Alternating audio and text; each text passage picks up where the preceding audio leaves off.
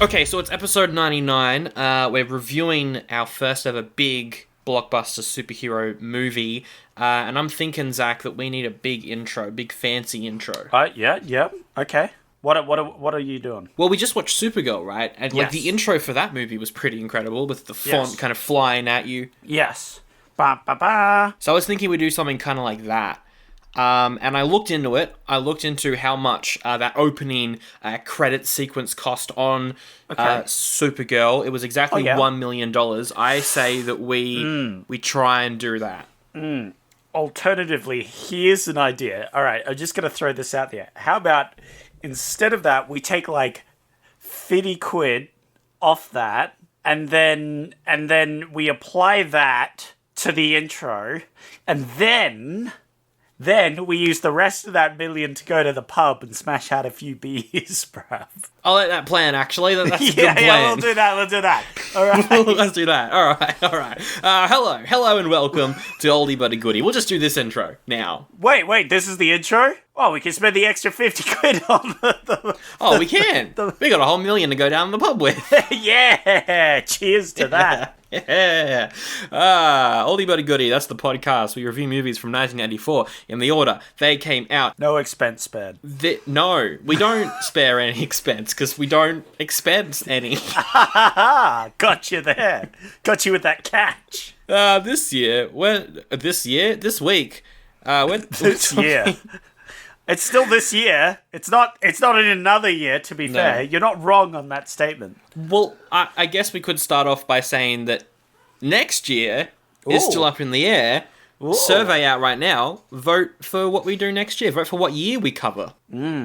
What year did you vote for, Sandro? I voted for 77 because I was like, no one else is going to vote for it, so I may as well. I voted for 87 because 77 is too old. We got a weird comment on the survey, though. I'm just going to bring this up. Someone was asking us to replace you with Ben, and I was like, is this a joke? Or did someone actually want you replaced by Ben? Because my thing is, where would all the jokes come from? Ooh! Got him.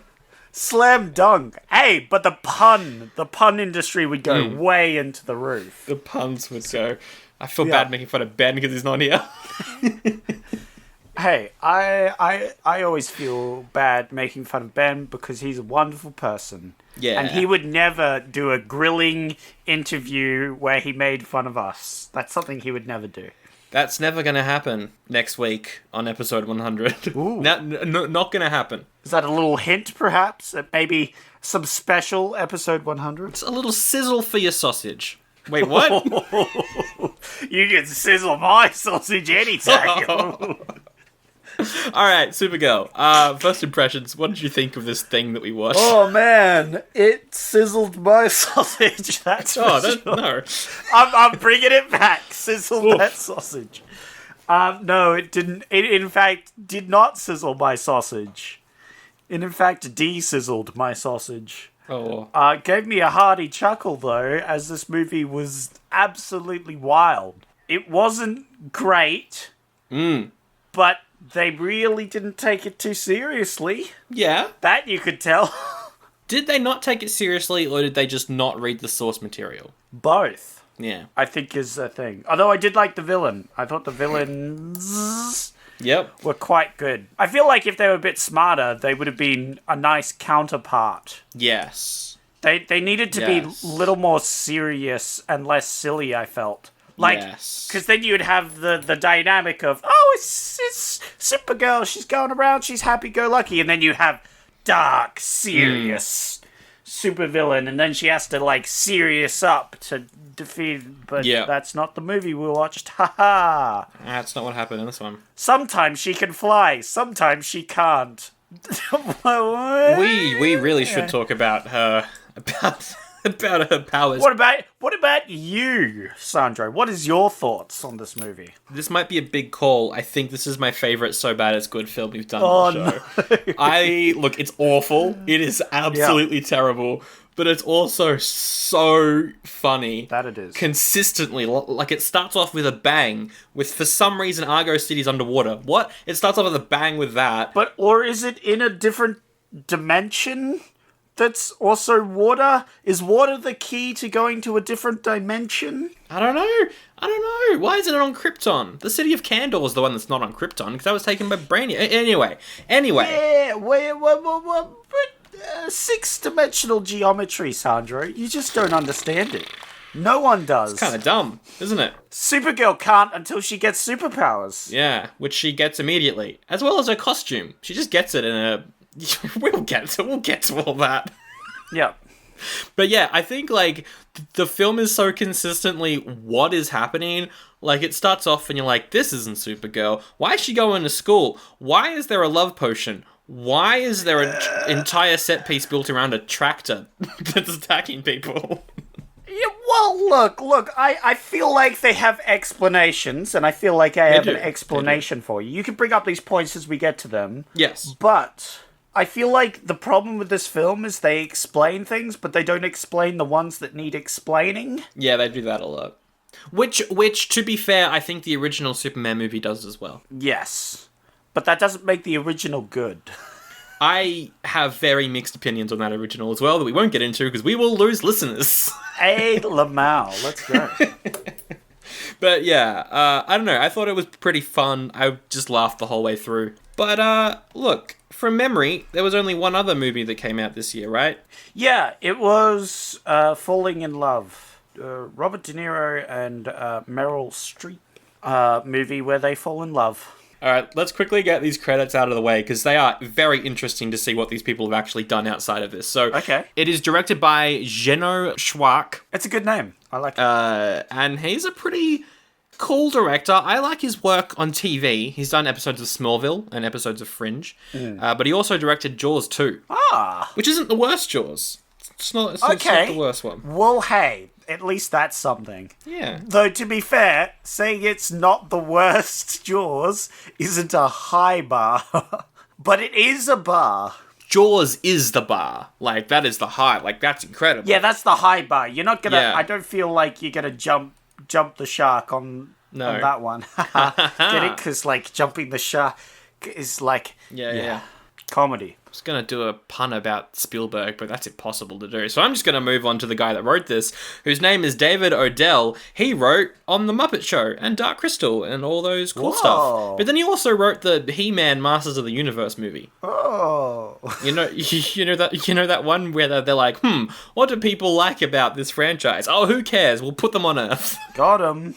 But yeah, what is the directing and the writing? Did they do a good job? I don't know. It's not a very good script. I don't know. It's... I feel like it could have been good. And I really liked the villain actress and actor. But I don't know if their lines were great. Yeah. I don't know. Half the time they're dumb and half the time they're great. Like, they had like a 50-50 and it flickered in between and I was a bit confused. Yeah. Like, sometimes they were smart, sometimes they were very dumb, but so was everything. I feel like half the time things made sense, and then half the times things didn't make any sense. It would be like something nonsensical happens and you go like, what? Yep. And then they do something sensible to try and fix it. And then something nonsensical would happen again. That is what And they'd have to do something sensible to fix it again. Yeah. And it would just go on like that. That's how the plot worked. Something dumb would happen to keep the plot going. And then the plot would happen and you'd be like, okay. And then something dumb would happen again. And that's just how the movie went. And that's the sort of issues that we would see in a movie written by, like, 10 people. Like a regular super, like, hero movie now. That would be the issue. It's written by, like, 10 people, and half of them are trying to fix the mistakes that the other, like, writers have gotten them into. Just one guy wrote this, which makes it even more interesting. So, I don't know. For the cast, we've got Helen Slater as Kara Zor-El, a.k.a. Linda Lee, a.k.a. Supergirl. She has done other movies outside of this, like The Legend of Billie Jean, which I don't think has anything to do with the song Billie Jean, but it's about Billie Jean. So, All right. There's that. She's also showed up in Smallville and currently plays Supergirl's adoptive mum, Eliza Danvers, on the current TV show. I think she was very good. Very badly written, though. Because this is not Supergirl. Yeah. Like she was written like a child. Yeah. Not a young woman. Yeah. Which happened a lot with these sort of things. It's annoying. I love how as soon as she gets on Earth, some guys are like, hey! And she's like, oh, give me directions. It's like, this again? Yeah. Every time. We're bad guys. Also, we're harassing someone who's wearing a Superman outfit and then displays superhero powers. Yep. So they're clearly Superman like something. And we know that for a fact because we live in this same universe, but we're still going to try and fight them. Yep. We're going to pull out a knife. That's going to work on a Kryptonian, you idiot. They were pretty dumb. Yeah, because she had we'll talk about it in the scene, but that was ridiculous. That was a dumb moment. Faye Dunaway is Selena, the witch. Of course, the witch is called Selena. She was Bonnie in the Bonnie and Clyde film from the 60s, also in Chinatown and the Towering Inferno. Look, she's just having fun, and I'm all here for it. The actress is just like, I'm just going to be ridiculous. It's great. Yeah. It's a good time. Fun fact, Dolly Parton was originally offered this role, and I think she would have been worse. What, as the villain? Yeah, as Selena. Really? But she was like, nah, I'm going to go make that movie with Sylvester Stallone that we did instead. Yeah, that seems like a weird choice of original role. I don't feel like that would have gone well. The character of Selena is original to the movie, but has shown up in comic books since then, since this film came out. So they created the role. Another role they created was Peter Cook as Nigel. You can't say that name without that voice. The voice that he has in this movie. Yes. And I liked him. I liked him as his... both the villains' intros was really weird and dumb. Was that where they were at they were having a picnic? Yeah. Yeah. I was like, what is this intro for our villains? This is dumb. They're like casually having a picnic. They're dating. I thought they were just going to be an ordinary couple, and then he's like, "Oh yeah, black magic," and I'm like, "What?" Because up until that point as well, it was like, we're in the other zone, and we got to go through inner space to get to outer space, and then you just cut to magic in a park. Yeah, we're talking about dark magic in a picnic, and I'm like, "What? What's going on?" So he worked a lot with Dudley Moore, who we saw earlier this year in Unfaithfully Yours. So he was around that crew. Oh, yeah. Yeah, and he's good. You've also got Peter O'Toole as Zoltar. He, of course, played Lawrence of Arabia. And he's in this. They managed to book Lawrence of Arabia in the Supergirl movie for about 10 minutes, I think he's on screen for. Oh, he gets quite a decent amount of screen time. He's also just having fun, which I'm just on board for. Yes, although his plotline makes me mad. Yep. Just like his whole plotline is dumb. But he's a good actor though, so it kind of, he was trying his best, I feel, but boy was his plot dumb. I love the moment where he was like, whoops, I let the power source get away, guess I'm going to the Phantom Zone. Yeah, and he's like, I am doomed. I will now go to the Phantom Zone for my crimes. The Phantom Zone, the zone where no one can leave, and I will be cursed for an eternity. Yeah, okay, it's the right. Yep, yeah, we know. Yes. Thanks. As people who have seen a single comic book, we understand the Phantom Zone. I've heard of it. Yes, it was very funny. But also, the Phantom Zone in this movie is nothing really like what the Phantom Zone is in any of the other Superman movies. I know, right? It's like, it's kind of a one-way thing. That's the whole point. Unless someone opens it from the other end. Yeah, you can't... that whole, Inferno stuff was ridiculous. Honestly, the Phantom Zone's kind of garbage as a prison. It is. Everybody's just leaving. All you need to do is just be smart and you can get out. All you need to do is, face a pretty angry storm. I'll take a lightning bolt to get out of the Phantom Zone. That's fine. Yeah. I'll just walk out. That storm, pretty scary. because it's 80s CGI. I would be terrified. Yes. Wait, if it was an 80s CGI Storm, that's a different story. That'll kill you every time. Yeah. I would die of shock before I even got close to it. Oh, the effects as well. Everything in this movie. Oh, it's just amazing. Amazing. Okay, the character who has absolutely no reason to be in this movie, yet he is Loverboy Ethan. He is played by Hart Bochner. He was cast in Die Hard after this movie, so good on him. I think he really pulls through in the second half.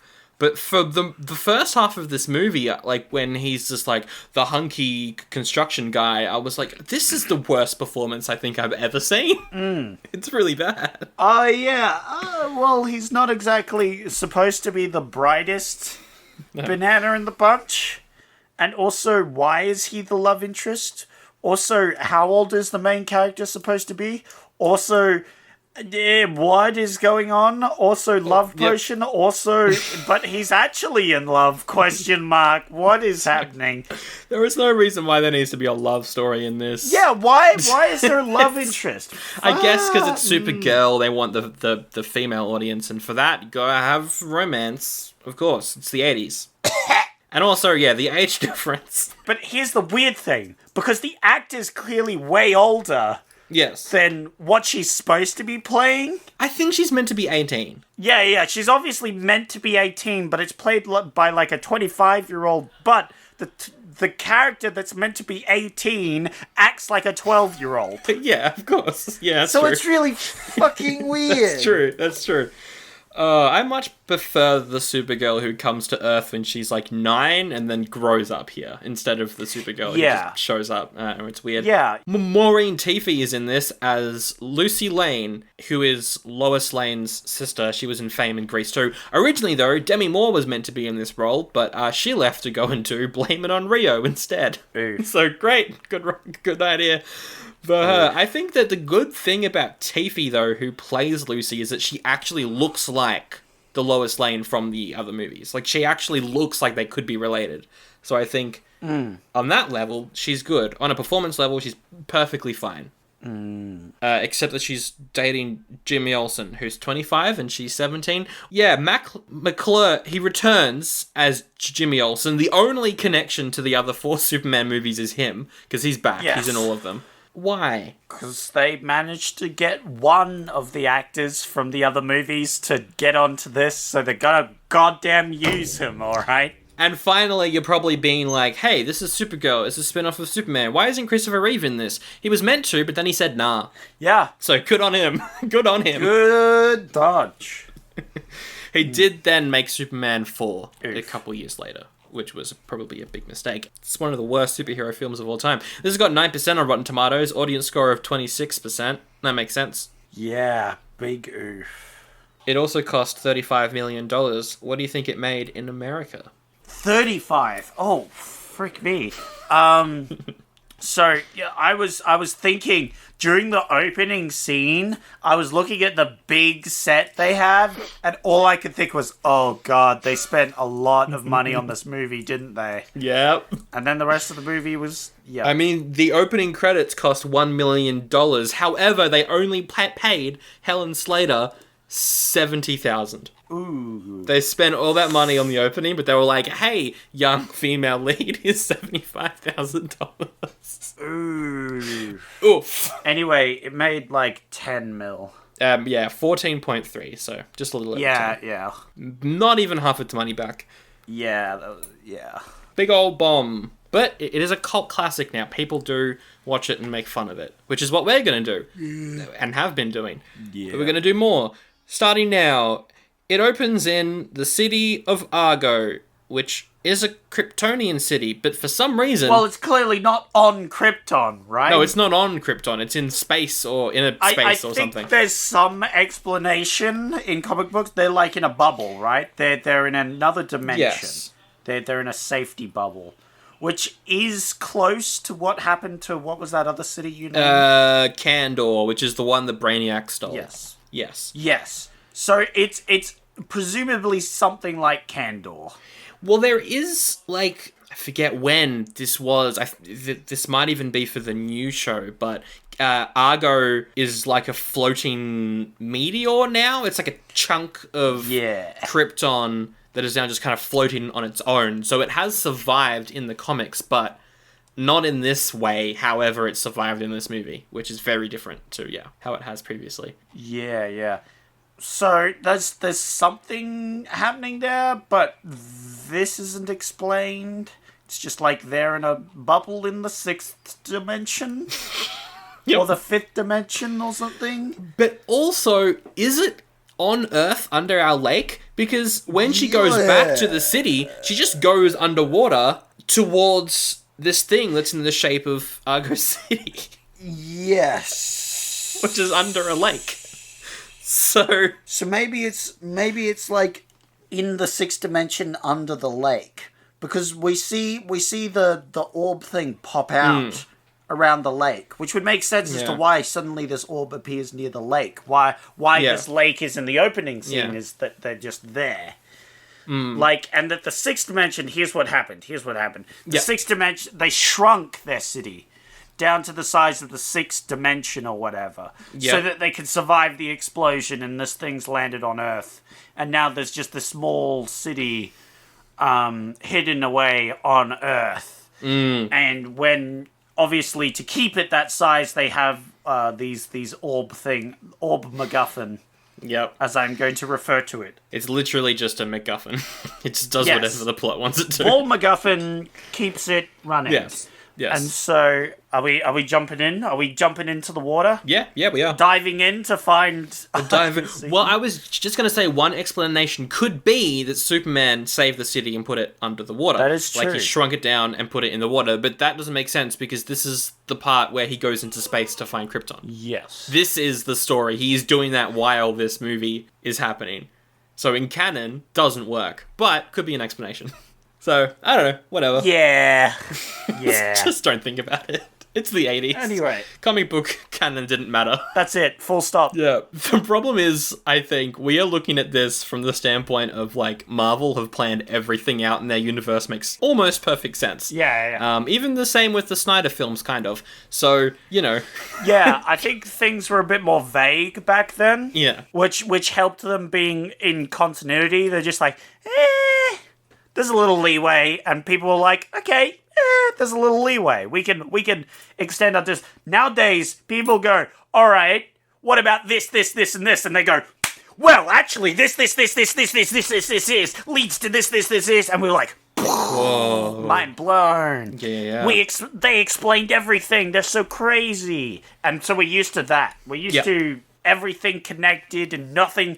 There's no continuity errors. Everything's perfect. But back then, they were smart, and they just didn't do that. No, they were just like, it's a movie. Go see it, please. Yeah, please. We might make one more.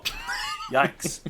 But yeah, it opens in Argo City. Kara's talking to Zoltar, who has got, as you mentioned, the ball MacGuffin, which is this black spinning ball that he holds in his hand. It's the power source for the city. And then he's also holding this magic dildo wand thing.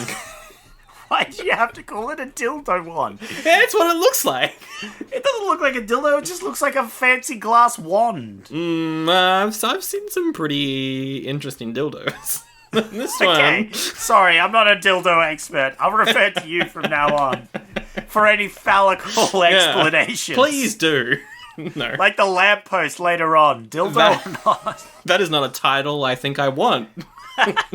Dildo expert. Yeah, I don't know if I want that one. The dildo connoisseur. Ooh. Now it's sounding better, right? Now it's sounding good. So, yeah, I love the wand. It's so fake. Well, fun fact, Sandro, this whole film ain't real. He's using the wand to build structures in it. He's an architect. Yeah. Is his stuff.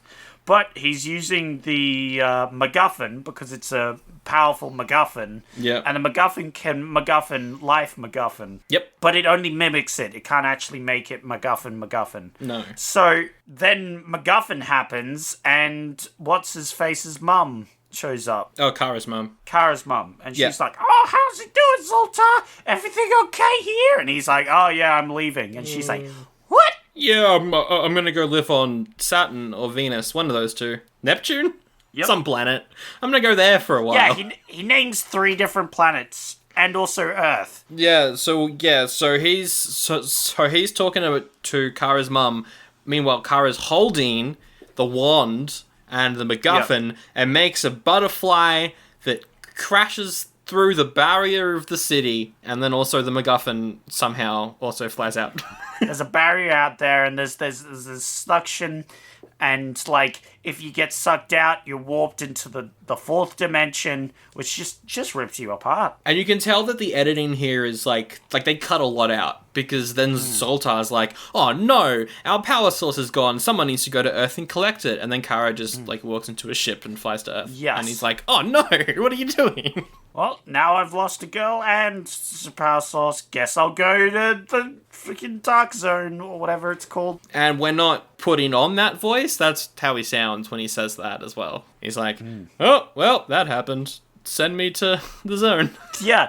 He doesn't, like, defend himself going, well, like, I was borrowing it and it was an accident or whatever. He's, like, not malicious.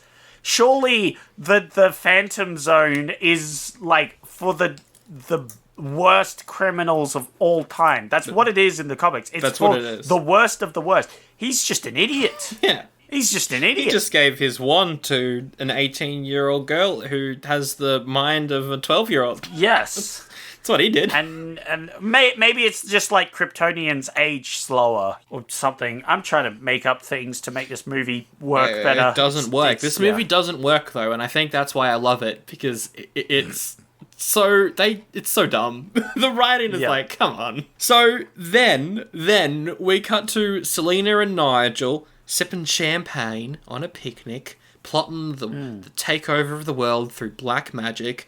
And yes, what an opening scene for our villains. It's like, I wonder if these guys are the bad guys. I want to take over the world, Nigel. And his thing is like, you have to become invisible?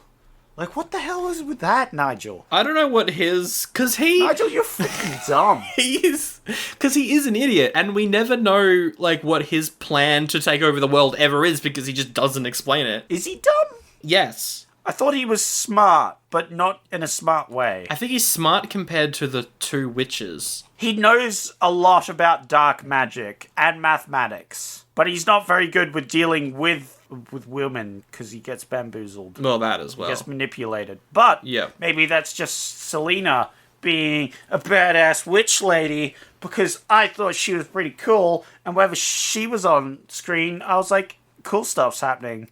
Stupid stuff, but cool stuff. She just overacts everything, and it's incredible. Like, it's so much fun to watch. It feels like you're watching, I don't know, some weird, like, Disney movie about witches from the 90s. It's great. She's like, I've got to collect the this of the this and put it in the cauldron, and then it's a love potion. It's great. Put the spider in 2 nut bits, and then close it up, and then chuck it in the thing. Yep. So then the power source MacGuffin lands in her dip. It flies out of the lake and just lands in her food. Yeah, and she's like, whoa, hey, look, MacGuffin's here. Time to MacGuffin the world, MacGuffin. Nice. Yep. And then Nigel's, but you still need me. And she's like, nope. She says, I've grown out of you, Nigel. It happens. Yep. And she leaves him alone. First quote of the movie.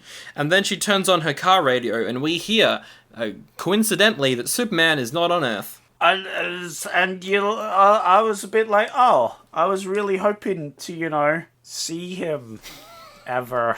No, it's not in this. Wow. He bailed out early and good on him. Good on him. Anyway, then we cut back to Kara. She's in her spaceship thing. Yeah. And has her suit on. Where'd it come from? How did she get a suit? Well, maybe it's just like their space suit. Or their all-purpose suit, I will say. She didn't put it on when she... Also, she frequently changes her clothes, like, in a blink of the eye throughout this movie. Yeah, we know that for a fact to be one of her powers, that she can instantly change her clothes. I guess that is a power. There's literally a scene where she walks through a forest and goes from Supergirl to teenage girl. Well, yeah. Like, what I meant was, at first I was like, are they just doing the Superman spins and he changes his costume thing, except they're not doing the spinning? But no, that doesn't make sense, because he wears his costume under his actual clothes. She can't do that. So, I guess it is a power that she can just instantly change her clothes. Great power. Yeah, no, that's definitely one of the powers. We need to talk about all the powers that she has confirmed. And this is also my issue with the Christopher Reeve Superman movie, is the powers themselves. Like time travel? Or time repair travel? Dumb, I hate it. So reverse time repairing powers? So the thing with Superman and Supergirl, they get their power from the sun, because it's not a red sun, it's a yellow sun, their power comes from that. So it should just be that their strength is amplified, and they also have, like, the frosty breath and the heat vision and that sort of stuff.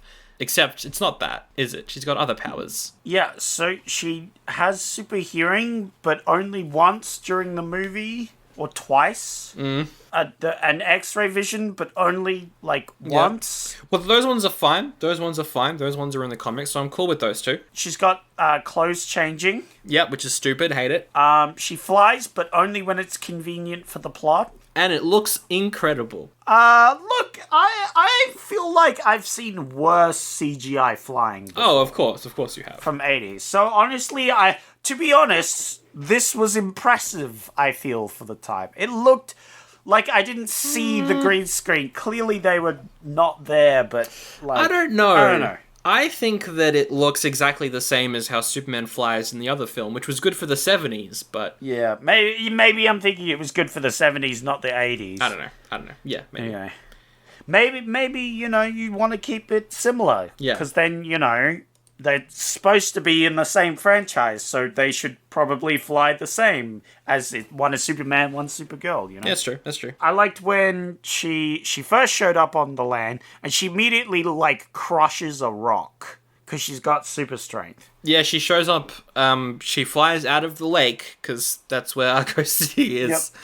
She lands in the forest, and she crushes rocks. And she also eye lasers a flower and it blooms.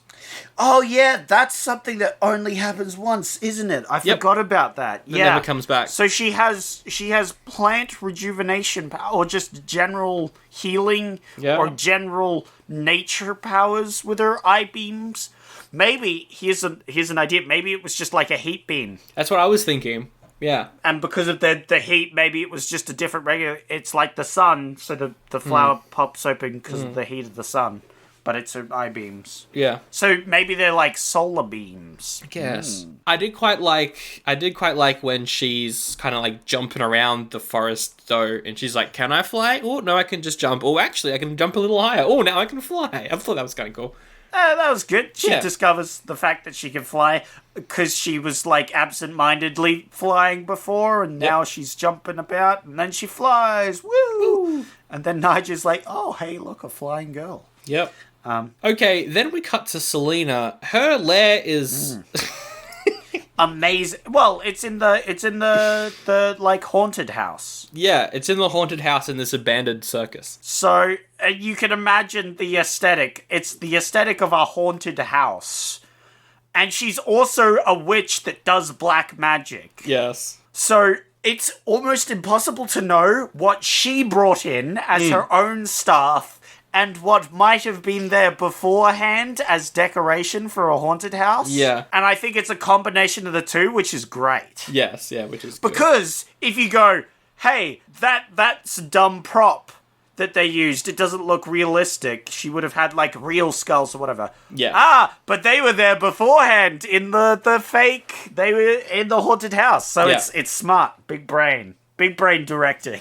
This is big brain time. Sure. So she lives there with another witch called Beverly. Beverly's great. Beverly's incredible. And they are running a coven, except they're running out of money, so they're talking about how... No, they don't run a coven. Oh, no, they want to run a coven. They want to run a coven. Beverly's like, we should run a coven, then we can charge $5 a head.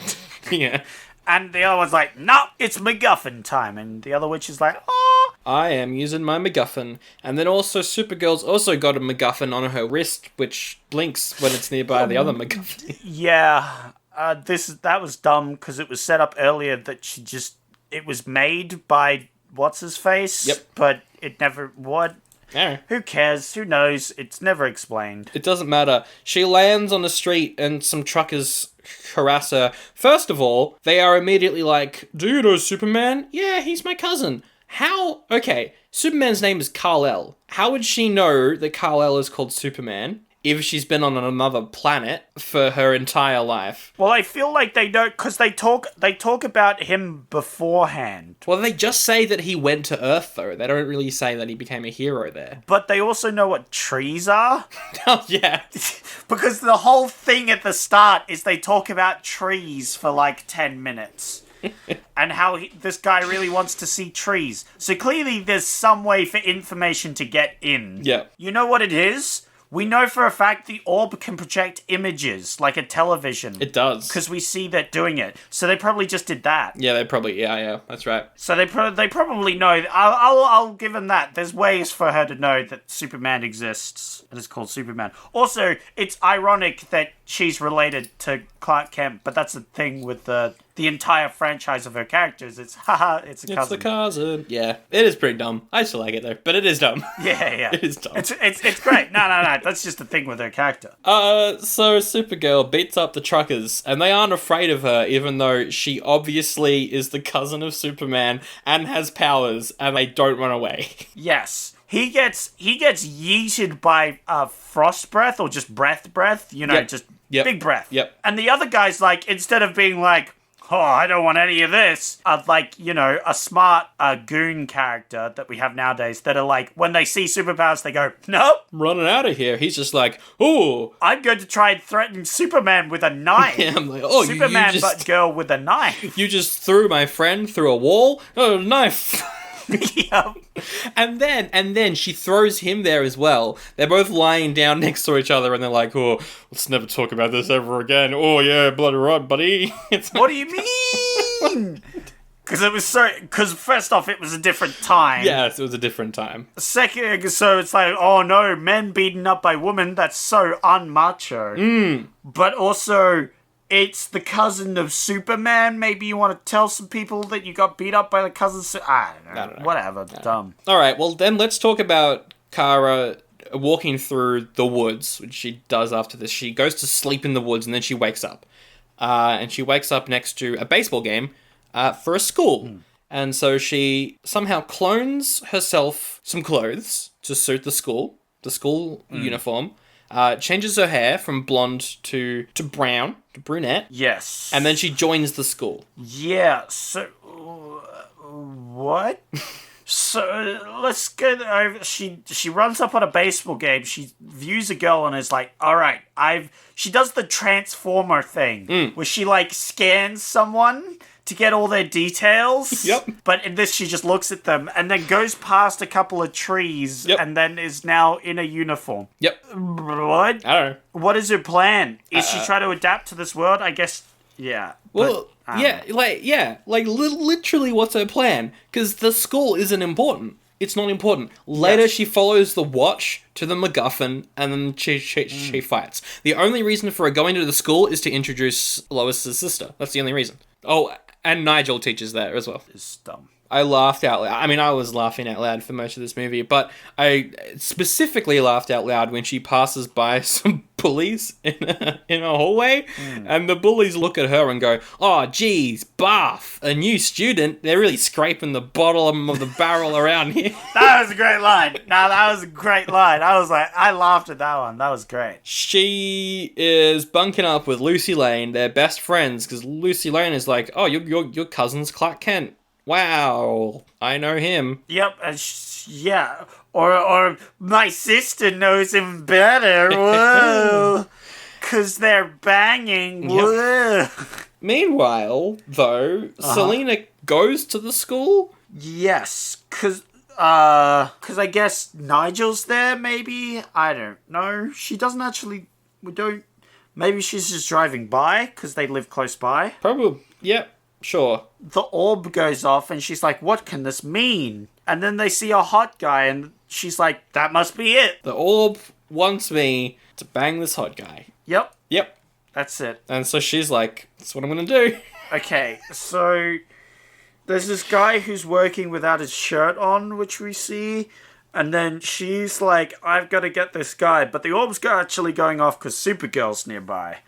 Because they have some sort of weird connection thing. Yeah. But she's like, yep, I'm going to make a love potion for Ethan, which we will get to, which is also incredible. Meanwhile, Kara's in Nigel's lesson, and she gets an answer right. And he's like, how did you get that answer correct? And she says, oh, it's all the storms. The electromagnetic energy makes my brain real smart. The electrical storms make you suddenly smart. Haha, dumb. And then there's a montage of these two idiot bullies trying to mess with her. But here's the thing. The bullies are trying to mess with Supergirl's friend. Yeah. One of them hits a, like, croquet ball or whatever, or a land hockey, so hard at the other person, it smashes on impact. Yes. So if that had hit, I don't know, a regular person, it could have killed them. Yeah, it would have. Because it literally shattered. Or at least broken their back. Yeah, like broken bones and other things. That bully must have an arm. Mm. Like, good lord. Yeah. But anyway, Supergirl's like, yeah, whatever, I got hit by a hockey puck, I don't give a crap. I don't care if it's shattered. Oh, I've got X-ray vision. I can see that they're trying to mess with the showers. I'm gonna mess with the showers back at them. What a scene. It is. And that's what I love about this movie. At every turn, you don't know what you're gonna get. It could be the slapstick scene in a shower, or, again, the love potion, which we're gonna get to right now. Because Selena's making a love potion for hunky landscape boy to be a slave, I guess. So she invites him inside, and he's like, oh, I'm here to do a job, but she's just trying to give me a drink. Oh, how about this? So he drinks the drink, and the love potion's inside the drink, and his acting is incredible. So there's love potion now, ? And I like later on, Nige breaks the spell by, like, freeing the spider, which I thought was cool. Yeah, because she's trapped a spider inside of a nut. A nut. Yes. And that's where the love potion comes from. Yeah, so the way of breaking that is to free the spider from that, which I thought was cool. It was a bit witchcrafty. Yeah, not bad. But also, why is there a love potion in this story? Anyway, she roofies the handsome guy after inviting him over to do some repairs on her place or whatever, some renovations. Yes. He's really just a dumb worker man who's like, yeah, I'm here to do renovations. And she's like, you can say it. You can renovate me anytime. You can say it. It's acting from a porno. That's what he's doing. That's literally what he's doing. It's porno acting. No, but he's doing that like thing where he's doing a porn. They're both doing porno acting, but he's like being the professional in the porno thing. Yeah. He's like, I'm just here to do work. I'm not here to bang anyone. He has a line, actually, where he's like, at the present, I'm enjoying a single status in my personal life. Yes. Because that's when he's being drugged at that point. Yeah. Anyway, he gets roofied, which is kind of like rough, man. He does. And then he passes out. It's literally like he's taking a drug and then passes out. I was like, oh, that doesn't hold up as well. No, it does not. Not at all. Yeah.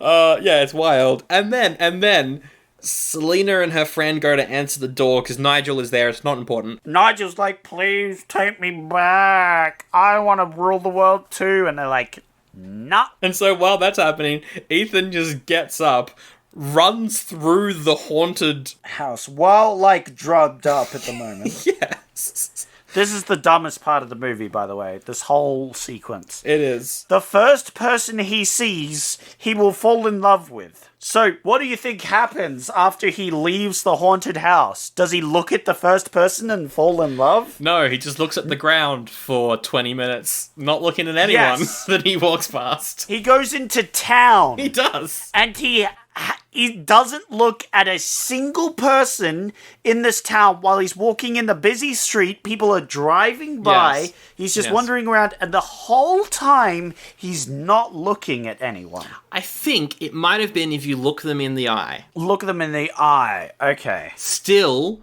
they did not explain that, and it's dumb. But, Yes. that might have been it, but also I don't know. Anyway, meanwhile, the two witches are using the MacGuffin to see where he is on, like, this television sort of thing that it can do. And they're watching him go through the street, and then all of a sudden, the television just disappears. And they're like, oh, the cable's out. Selena says, no, we're not watching cable. We're watching the mirror. Whoa. And so then Beatrice is like, oh, but then how could we see him if we're watching the mirror? And Selena's response is, it's magic. It's the power. It's actually what she says. Supergirl and her friend are in the background going to a restaurant or whatever. Yep. So Selena enchants a construction vehicle with a big scoop to try and pick up. This is why. I love this. Try and pick up dumbass lover boy. Yep. To bring him back. So this construction vehicle goes on its own, rampaging through the streets, and then Supergirl's like, oh no. By the way, we get a POV shot of the claw, like, opening up and down as it chases after him, like and it's chomp, amazing. Chomp. Yeah. Classic stuff. It's good stuff. And so many cars crash, so many shop fronts get destroyed by this out-of-control tractor. Yeah. Or construction vehicle.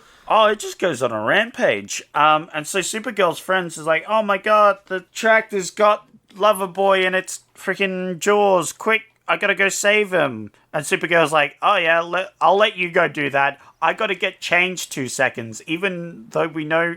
I guess that's part of her powers, is she has to be unseen for a second. It's like Superman. Yeah. She just goes in, gets changed quickly, comes back out. So meanwhile, as you mentioned... Lucy climbs into the control area to drive the tractor, try and turn it off, but the tractor is just, it's wild, it's a machine, it's got its own thinking, and it swings its cabin around, so she hits her head on the side and gets knocked out. Yeah.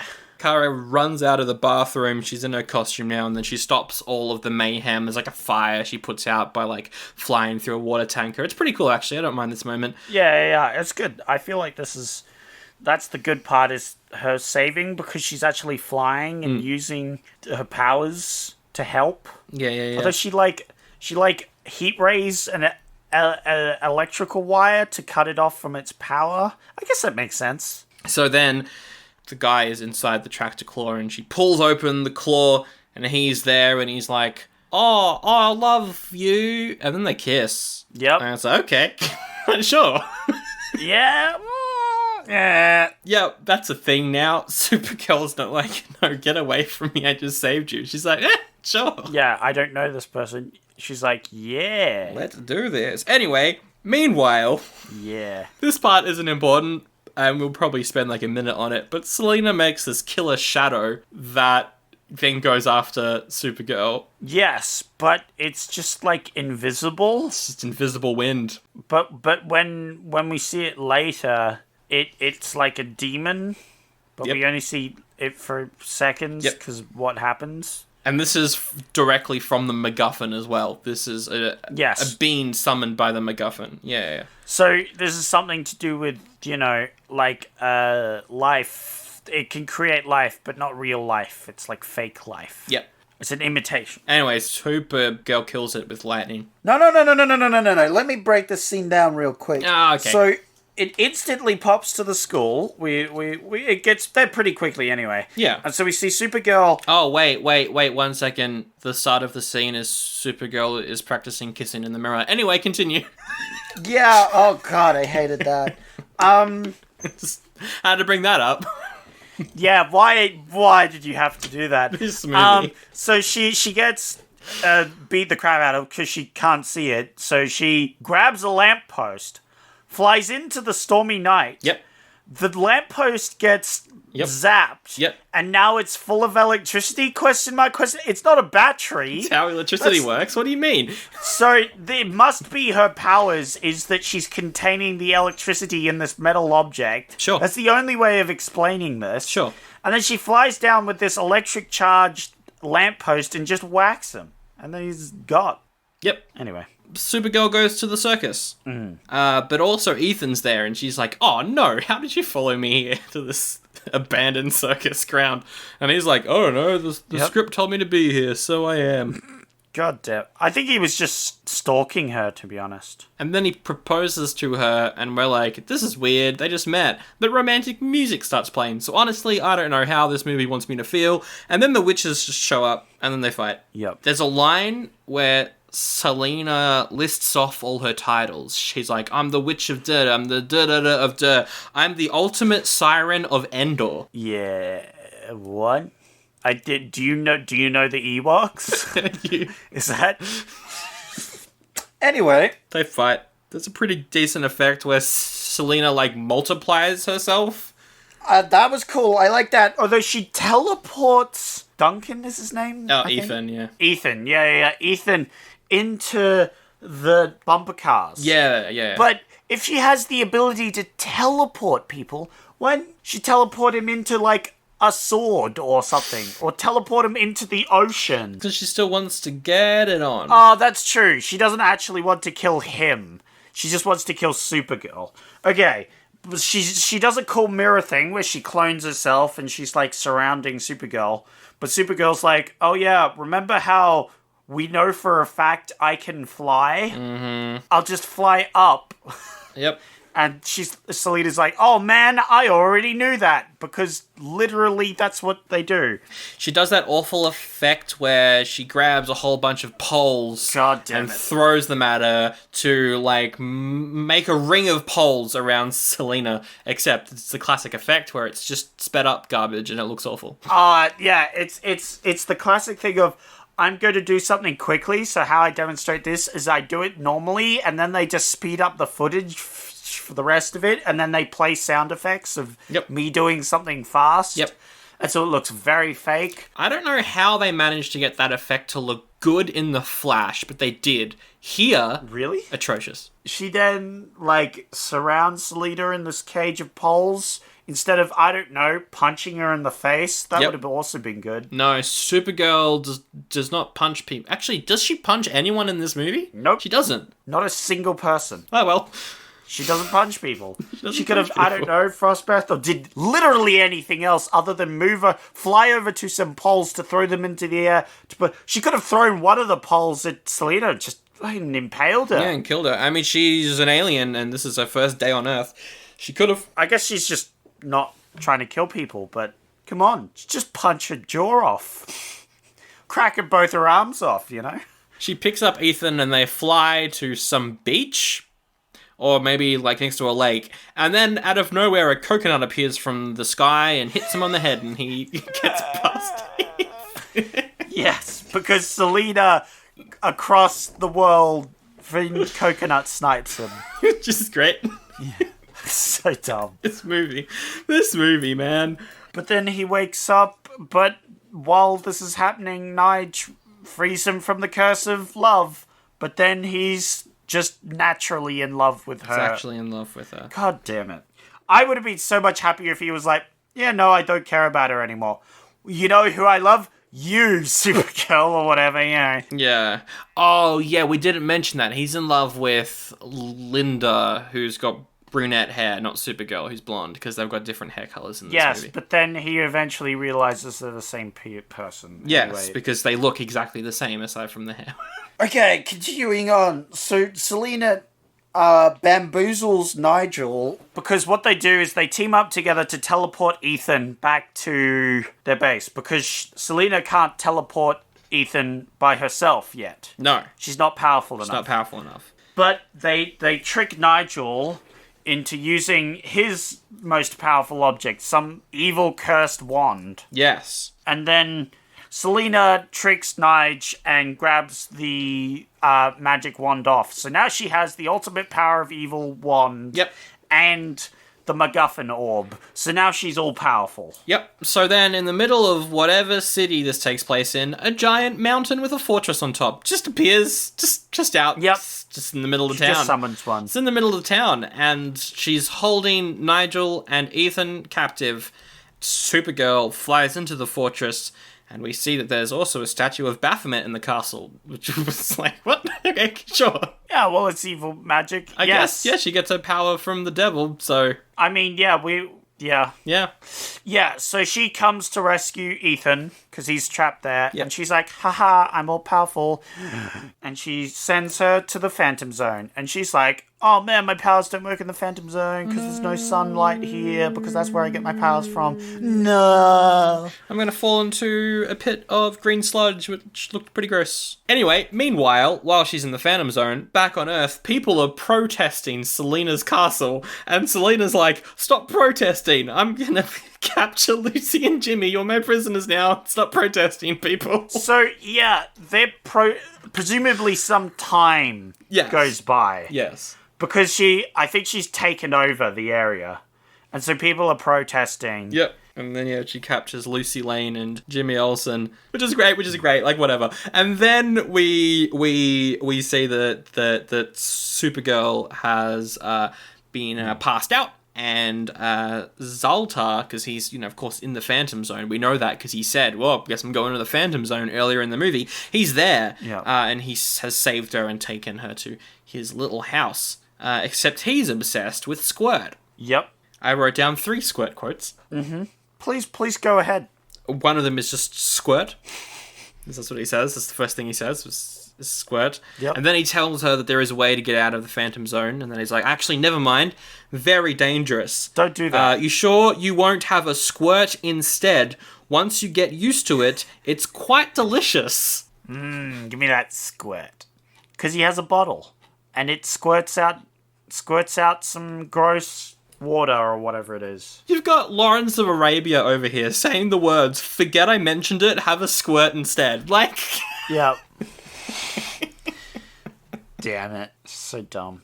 Anyway, she's like, we should go. I don't care about the risks. And he's like, oh no, we'll die. And she's like, but save the world. And he's like, okay. So they leave the Phantom Zone. They go through the Phantom CGI storm. Is it like the heart of the Phantom Zone? It's like some sort of vortex, I guess. I don't know. There's a vortex in the center, and you can climb your way out. But Selina, the orb shows her this, and Selina's like, I'm going to summon all my spells instead of using the orb. And so she launches fireballs and ignores the MacGuffin. Yep. Because the story needs the superhero to survive. So she throws fireballs and some lightning storms, and what's-his-face sacrifices himself. Yeah, he falls into the vortex, and it looks amazing.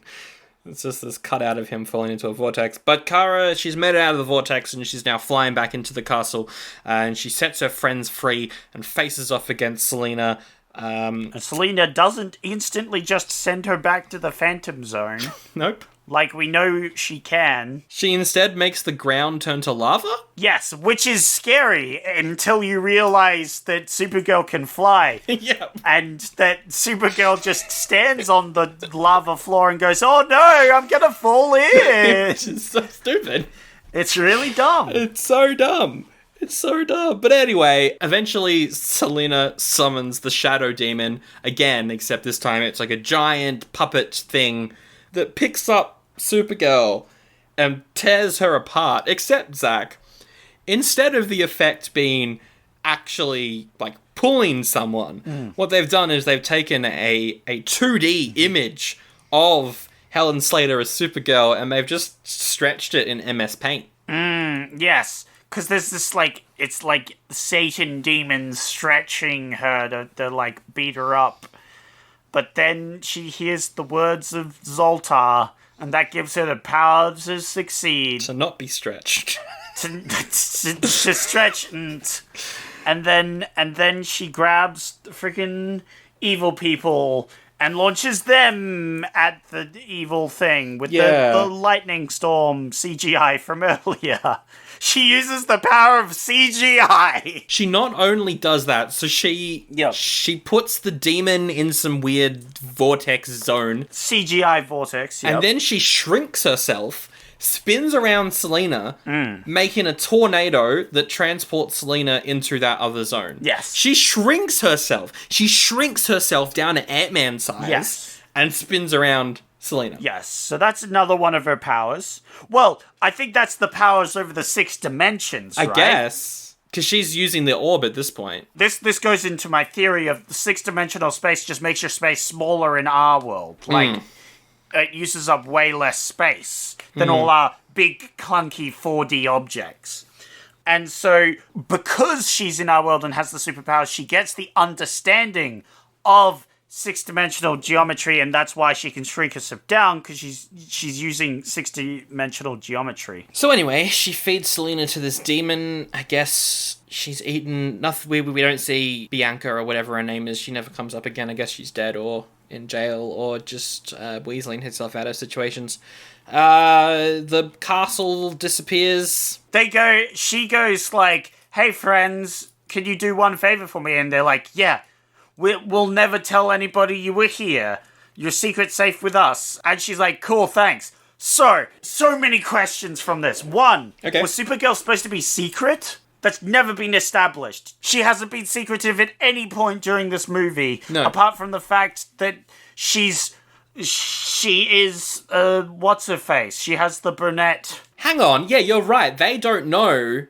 Ethan's the only one that knows that they're the same person. Yeah, Ethan's the only one. And Ethan's the only one who actually needs to keep a secret. Yes, yeah. No, you're right. Lucy and Jimmy have no idea that Linda is Supergirl. They're not saying, we'll keep it secret that you're Linda. They're saying, we'll keep it secret that we saw Supergirl here. Yep. Which is dumb, because no one cares. That's really stupid. That is really stupid. It's Ethan who needs to keep his jaw shut. So then she flies the MacGuffin back to her home. Yay, that her home won't be destroyed. End of the movie. Look, it sucks. It's an awful movie. Yeah, but, Sandro, what do you think of it? Oh, I love it. I genuinely love it. It is hilarious. It's probably the opposite of boring for me. I was never bored. I don't know about you. I was never bored, because something's always happening. It's stupid. Again, there's an action sequence about a sentient tractor, and then also the whole Phantom Zone thing where you've got Lawrence of Arabia talking about squirts. It's incredible. And Helen Slater's really good in the role, so if she wasn't, I don't think this movie would be watchable, but because she is, and also because Selena is hilarious, it makes it a fun time. So it's definitely so good it's bad for me. So bad it's good for me. What? What did you think, though? I'm gonna rate it an oldie. Look, I'm not gonna lie, I got bored with it. Okay. For a while, and the problem is, every time I enjoyed the plot on its highs, there was an immediate low straight after, and I was like, and it just became exhausting. That's fair. It was too much, you know? That's fair. So, yeah. Okay, if you're going to give it an oldie, I'm going to give it a goodie, because it's an awful movie, but I do really like it, and I think it is probably the best So Bad It's Good movie that we've done. Is that the opposite of what I predicted? I think you predicted you would give it a goodie, and I'd give it an oldie. Well, there you go. I'm more cynical than I thought. I feel like it deserves, like, one of us giving it a goodie, but I don't want to be the one giving it the goodie. And I am more than happy to. Look, out of 5 stars, 1, or even half a star. It's terrible, but I'm still giving it a goodie. So. Look, I would get... Yeah, with our system, it's one or the other. Yeah. So we can slam a goodie on it. There was never, ever any talk about this movie getting a sequel, because it bombed so hard and everyone hated it. So we're here to fix that. Yeah. So my sequel is that the movie makes sense and they explain things. So yours is the 4-hour cut. Yes, correct. And then a war breaks out. Wait, and Supergirl does the... It's just Wonder Woman. It's just Wonder Woman. That's it. Oh yeah, there's wars in Wonder Woman, of course. My sequel's Wonder Woman, except Wonder Woman can fly. So my sequel is more of a... Okay, so it opens... Kara Zor-El is on her ship, her space pod, where she has been sent to Earth from Krypton. She's been sent to Earth from Krypton because Krypton is blowing up. And so she's in this pod, and we see... The movie ends, right? We see a flashback to the movie that we just saw, and it ends, and Kara kind of comes out of this mind state, this world that she was in watching, because this movie is just her training to be on Earth. It's like a training program that's inside of her pod to train her to be on Earth. And then we actually see... Which is why it's so dumb and unrealistic. Because it's written by Kryptonians who don't know anything. They're dumb. That makes sense now. They're like, yeah, there's evil witches on Earth. That's the biggest threat. Yes, this movie was used to train her to go to Earth, and then we just see an actual Supergirl movie of her going to Earth. She gets raised up by the Danvers. She hangs out with Clark Kent a little bit, because they're cousins. Yeah, it's just a good version of the movie we just saw. Or it's just a TV show. Just watch that. It's also really good. Yeah, watch the TV show. That sounds good. Yeah. First season's a bit rough, but then after that it gets good. Next segment. Yeah, it's time for Red Brave Reviews Star Wars theme. Star Wars. I was trying to avoid the Indiana Jones theme, and I went full Star Wars. Well, they're all done by John Williams, so, you know. Good on him. Are all his themes the same? They're all great. Yes. And if that just makes it the one theme, that's fine. It's a good theme. It is. So... I only have a couple. Steve says, far too much time spent on Dunaway and Supergirl's dumb boyfriend. But Stella is perfect for the role, and it's a blast. Blast doesn't mean it's good, though.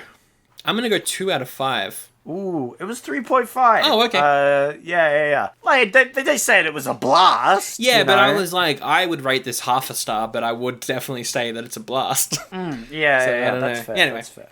What about this? Elizabeth says, I love it. You have to embrace the camp. I don't know if I would say this movie's camp. No, it's not. The only thing I can think of that's really camp is Nige. Yeah. He's sort of camp. He is. He is. But he's also... Yeah. But he's also Nigel. He's also not... The Thornberrys ruined the name Nigel. Just gonna say. Dude, the Thornberrys improved. Nigel Thornberry was the greatest TV character there's ever You know what? existed. Screw the survey. Next year, episode by episode, recap of the Wild Thornberrys. Yes! Every week a different episode. And we're just jumping between them. There's no canonical order. We're just jumping. Yeah. Nigel Thornberry is the greatest character. Man, I love that show. It's so fun. Fantastic. The review was... One could say... Smashing. That review is 2.5. It's a 4 out of 5. She loved it. Oh, well, all these people are rating it high. Okay. Okay. All right. Try this one. Yeah, no, let's just say I got some of the outliers. Okay. Bradley says, no wonder they killed her in Crisis following this. That is genius. Good on you. Which I quite like. That's a good one. That is very funny. That is very funny. Good on you, Bradley. That's a good review. That made me hearty chuckle. That's going to be 1 star, but... It's 1 star. Yeah. Good. Yeah. That's the perfect review for this movie. Wonder they killed her in Crisis after this. If you don't know, Crisis on Infinite Earths was a crossover where they killed everyone. Yeah, it's good. That's the review. That's the episode. Yeah, thank you so much for listening. This is episode 99, which means, of course, next week's episode 100, which we will be thanking you a lot more for listening on next episode. But again, thank you for listening. It means a lot. If you like the show, number one way to help out, tell a friend. Be like, friend, have you seen Supergirl? And your friend will be like, no, I've got taste. And then you'll be like, You want to hear about 2 guys who suffered through that? Yeah. And then send them the episode. Apps, links to socials, and our email address in the description. It's all there. There's a donation link. You don't have to. It's there, though. Next week, you're picking the movie. But it's also episode 100. But we'll do a movie. Why not? Yeah, it's episode 100, so it's going to be important. It's going to be an important one, and you've got 2 movies to pick out of. Okay, well, that's not a lot. One of them is called Gallivants. It's a direct-to-VHS animated musical about these child ants who go to school and learn how to be adult ants. That sounds like an epic for a 100th episode. What's the other one? Beverly Hills Cop. Eddie Murphy's big breakout cop comedy. It's one of the biggest movies of '84. It made a lot of money. Okay, all right. Hey, now we're talking. All right, well, we have to go with that one. Well, you go with the classic. All right. Wow. Absolutely. And we've got some crazy stuff planned for next episode as well. We're going to be reviewing one of the biggest movies of 84 as well. That's crazy. Yeah, that's crazy, dude. All right. Yeah, it'll be a good time. Should we tease some of the stuff we're doing next week? Maybe there's going to be some special stuff. Maybe there's going to be an expansion of segments that we do regularly. Maybe there's going to be things that we don't do regularly. Maybe there's going to be a guest. Maybe there's going to be 8 guests. Whoa, that's an oddly specific number, Sancho. Maybe we agreed to do a segment where I edit 8 guests together, and it was a bad decision for me to agree to edit that. Like a lot of work that I don't have to do. I spent 4 hours on a 13-minute clip. But it was really good. It was very funny to listen to. It was really good. We probably should reveal that we're doing Ghostbusters 2 versus Gremlins 2, just in case people want to watch those movies to avoid spoilers. That's true. But also mystery. You don't know what we're doing. We're mad lads. Mad lads. Favorite quote time. I got my favorite quote. What's your favorite quote? My favorite quote is, "You sure you won't have a squirt? Once you get used to it, it's really quite delicious. Hi, I'm Lawrence of Arabia. And you should have a squirt." Da da da da da da da da da da da da da da da. Nice.